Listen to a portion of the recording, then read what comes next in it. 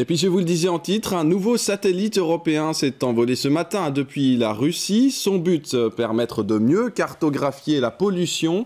Un projet européen, Alexis Gonzalez, auquel ont participé des chercheurs bruxellois.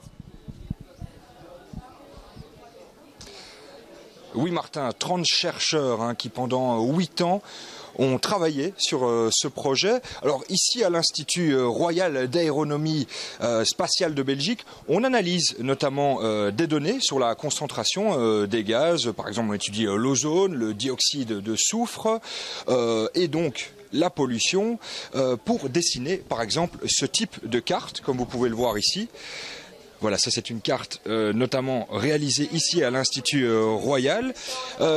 Pour donner plus de précision sur ce projet, donc du satellite Sentinelle 5P, je suis avec l'un des chargés de projet, Jean-Christopher Lambert. Bonjour. Alors Jean-Christopher, est-ce que vous pouvez nous expliquer en quoi ce satellite révolutionne véritablement la cartographie, révolutionne la façon dont on va voir la pollution ici?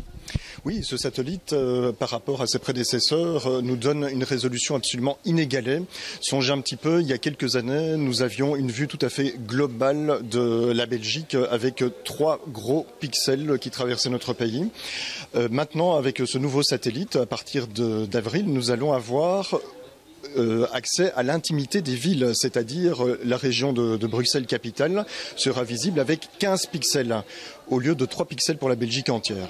Alors justement, si Bruxelles va pouvoir être beaucoup plus précisément analysée, qu'est-ce que cela va pouvoir nous permettre de faire? Est-ce que par exemple, est-ce que vous pourriez transmettre ces données à nos politiciens? Ces données vont être transmises aux citoyens, aux preneurs de décision, aux autorités publiques. Elles font partie d'un vaste programme Copernicus, qui est un programme d'observation de la Terre de l'Union européenne. Et dans ce cadre, de nombreux services aux citoyens et aux autorités publiques sont traités de jour en jour, avec accès à une quantité de données tout à fait publiques, gratuitement, et non seulement des données, mais aussi des services. Alors peut-être un dernier mot. Ici, on sait qu'à l'Institut, voilà, vous avez travaillé pendant 8 ans, mais bon, ça c'est pour, on va dire, la courte durée. Mais sur ces 8 ans, on sait qu'à Bruxelles, ici, en tout cas, vous avez vous avez participé énormément à ce projet.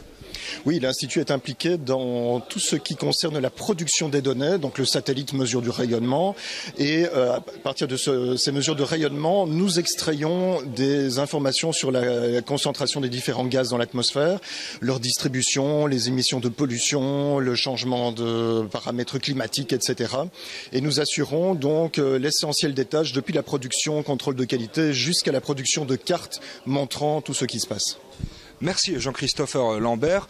Alors voilà, ici le Sentinel 5P est en train de monter, il va arriver en orbite à 820 km de la Terre.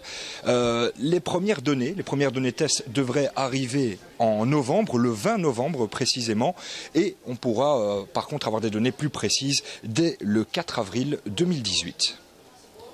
Merci Alexis, ainsi qu'à votre invité.